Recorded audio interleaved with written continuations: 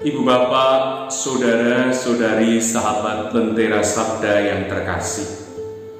Hari ini, hari Kamis tanggal 11 November 2021, bersama dengan Gereja Kudus, kita merayakan peringatan wajib Santo Martinus dari Tours.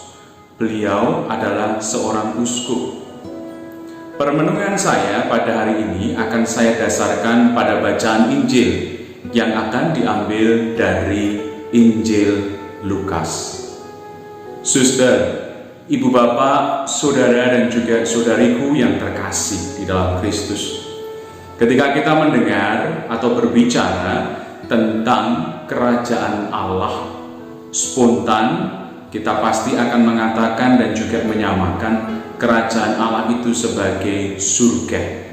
Surga sebagai sebuah tempat. Padahal pada bacaan Injil hari ini, Tuhan Yesus menyatakan bahwa kerajaan Allah itu sudah berada di tengah-tengah kalian. Tetapi terkadang kita kurang menyadari kerajaan Allah itu.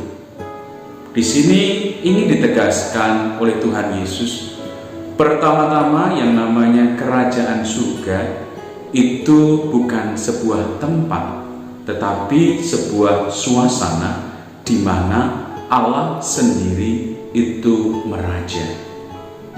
Ketika kita ingin merasakan kerajaan surga atau kerajaan Allah, kita mesti menjadikan Allah yang utama di dalam hidup kita. Apakah mudah untuk menjadikan Allah yang utama di dalam hidup kita? Tentu tidak mudah. Karena kita harus mengalahkan yang namanya kesenangan, kepentingan pribadi kita atau kehendak kita sendiri. Tetapi ketika kita berhasil berjuang untuk menjadikan Allah yang utama di dalam hidup kita, kita akan merasakan betul kerajaan surga itu di tengah-tengah hidup kita. Ketika kita merasa aman, ketika kita merasa nyaman, ketika kita merasa damai. Sebagai sebuah contoh, dalam sebuah perusahaan, ketika seorang bapak itu hadir dan bekerja di perusahaan itu, ada sebuah tantangan yang ia hadapi. Ketika teman-temannya mengajak dia untuk korupsi, karena kebiasaan korupsi itu sudah terjadi di dalam lingkungan pekerjaannya.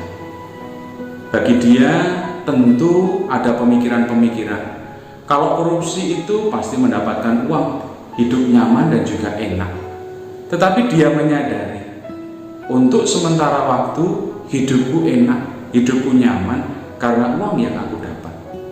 Tetapi dia juga menyadari bahwa setiap harinya pasti ia akan dihantui dengan ketakutan-ketakutan. Nanti kalau ketahuan seperti apa?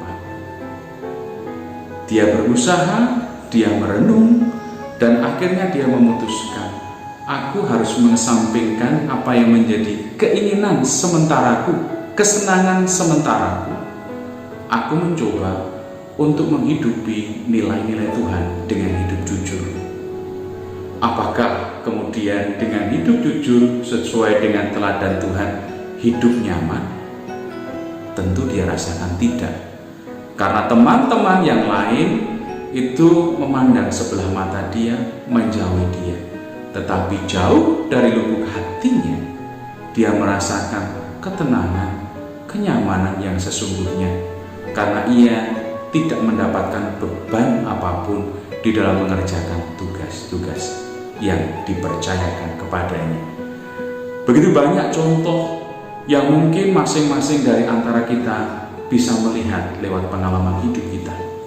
Ketika kita mencoba menjadikan Allah yang utama di dalam hidup kita, pasti ada tantangan, tetapi kita rasakan betul suasana di mana Allah meraja itu.